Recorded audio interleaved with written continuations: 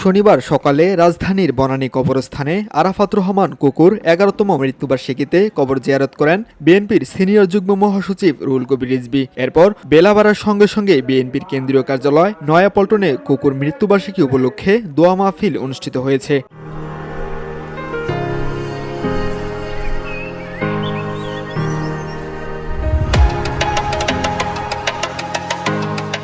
অনুষ্ঠানে আরাফাত রহমান কোকো কোনো রাজনীতির সাথে সম্পৃক্ত না থাকা সত্ত্বেও তার মৃত্যু স্বাভাবিকভাবে হয়নি এমন অভিযোগ করেন রিজভী। এই মৃত্যু অকাল মৃত্যু, এই মৃত্যু স্বাভাবিক মৃত্যু নয়।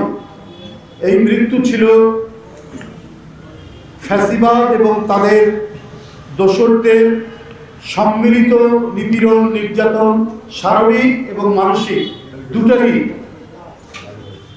প্রবল আঘাতে মৃত্যুবরণ করেছেন আরাফাত রহমান কোকো। এই সময় বিএনপির চেয়ারম্যান তারেক রহমানের নির্বাচনী প্রচারণা প্রসঙ্গে টেনে বলেন, একটি পক্ষ প্রচারণা নিয়ে বিভ্রান্তি ছড়াচ্ছে। নির্বাচনী প্রচারণা এটা সবাই বলছেন, সাংবাদিকরা লিখছেন, আমরা বিভিন্ন জায়গা থেকে দেখছি, কিন্তু কেউ কেউ অযথা বিভ্রান্তি তৈরি করার জন্য খুদ ধরতে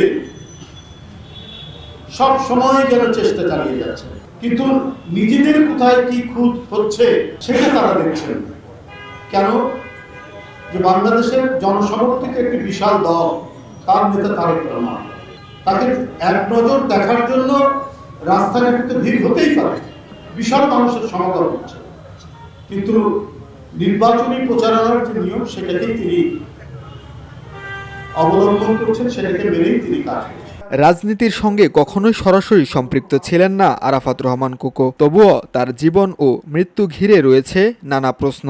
আরাফাত রহমান কোকো যিনি রাজনীতি করতেন না, রাজনীতির সাথে সম্পর্ক ছিল না, তিনি একজন ভালো ক্রীড়া সংগঠক এই হিসাবেই আমরা জানি, কিন্তু তার মৃত্যু, আবারও বলছি, এটা কোনো স্বাভাবিক। নাইমুল ইসলাম, ভিওডি বাংলা, ঢাকা। এক নির্মম, নিপীড়ক, দুঃশাসনের